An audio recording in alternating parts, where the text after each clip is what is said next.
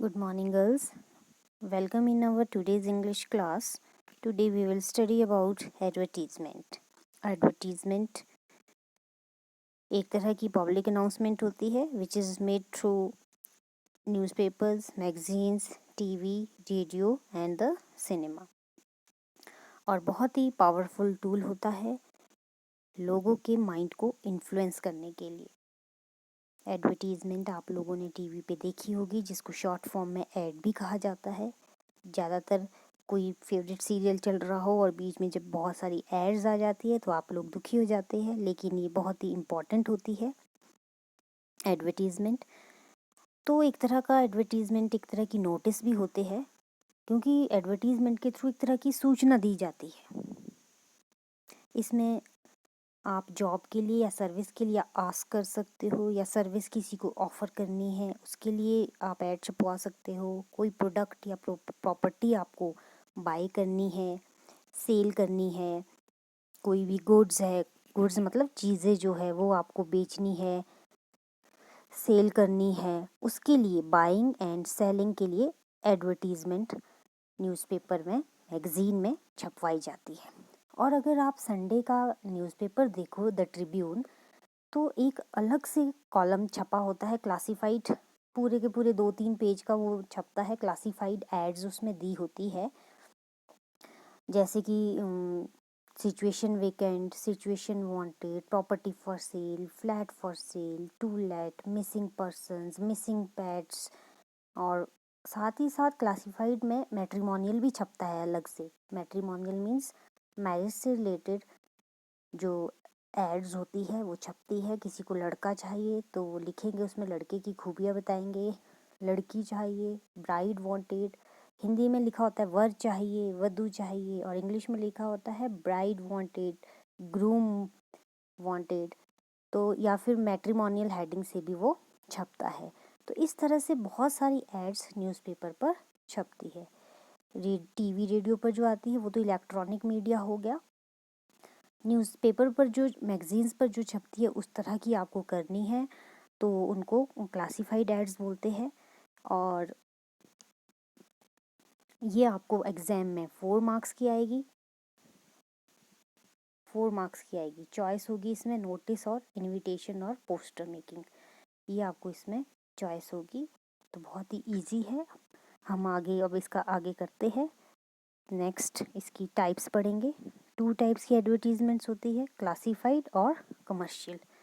दोनों तरह की एड्स जो है छपती है, लेकिन आपको एग्ज़ाम में क्लासिफाइड एड्स ही आएगी। दोनों में क्या फ़र्क होता है तो दोनों क्लासिफाइड एड्स तो खासकर क्लासिफाइड कॉलम में ही न्यूज़पेपर और मैगज़ीन में छपती है, और कमर्शियल जो होती है दूसरी तरफ वो न्यूज़पेपर में, मैगज़ीन में, कहीं बाहर साइन बोर्ड पर, कहीं पर भी एड्स वो छप जाती है। उनको कमर्शियल एड्स कहते हैं। अपने बिजनेस को, कमर्शियल मतलब व्यवसाय, अपने व्यवसाय को, अपने बिजनेस को ज़्यादा आगे बढ़ाने के लिए लोग इसको छपवाते हैं। तो इसके इम्पॉर्टेंट फीचर्स हम साइड बाय साइड दोनों के करेंगे। क्लासिफाइड के जो इम्पॉर्टेंट फीचर्स है,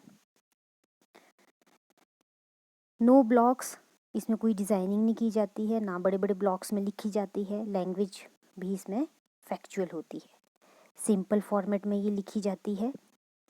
ठीक है, कम स्पेस ये घेरती है। कम स्पेस मतलब बहुत कम शब्दों में इसको लिखा जाता है। इकोनॉमिकल होती है। एक्चुअल में होता क्या है कि एड्स जो होती है, जितने ज़्यादा आप इसमें वर्ड्स डालते हो उतने ज़्यादा न्यूज़पेपर वाले आपको चार्जेस करते हैं, पर वर्ड के पैसे होते हैं, इसलिए बहुत कम शब्दों में लिखी जाती है। It's never to be lengthy, कभी भी लेंथी नहीं होनी चाहिए आपकी, और to the point, word limit में कन्फाइन रहना है आपको। जैसे एग्जाम में 50 वर्ड्स की आती है तो उसी के अंदर आपको ये लिखनी है। दूसरी तरफ जो कमर्शियल होती है तो ये आपको एग्जाम में तो नहीं है, वैसे वैसे ही जनरल में आपको बता दूँ, कमर्शियल पर्पज़ से लिखी जाती है। ये ज़्यादा स्पेस घेरती है। कई बार देखना आपने न्यूज़पेपर में ऐड छपी होती है, पूरा पेज, हाफ पेज कवर किया होता है, कई बार पूरे पेज में छपी होती है, तो मतलब वो बहुत महंगी है, वेरी कॉस्टली होती है, बहुत ही अट्रैक्टिव होती है। उसमें कैची स्लोगन्स होते हैं, फ्रेजेस होते हैं, पिक्चर्स डाली होती है, बहुत ही अट्रैक्टिव उसको बनाया जाता है। तो ज़्यादा तो मैं इसके बारे में आपको नहीं कहूँगी, आपको क्लासिफाइड आएगी तो क्लासिफाइड से रिलेटेड ही हम आगे करेंगे। तो इसका फॉर्मेट करने से पहले मैं इसकी क्लासिफाइड एड्स की आपको टाइप्स बता देती हूँ। क्लासिफाइड एड्स किस किस टाइटल में, किस किस टाइटल के अंडर आपको ये लिखनी है। ये आ गई क्लासिफाइड एड्स।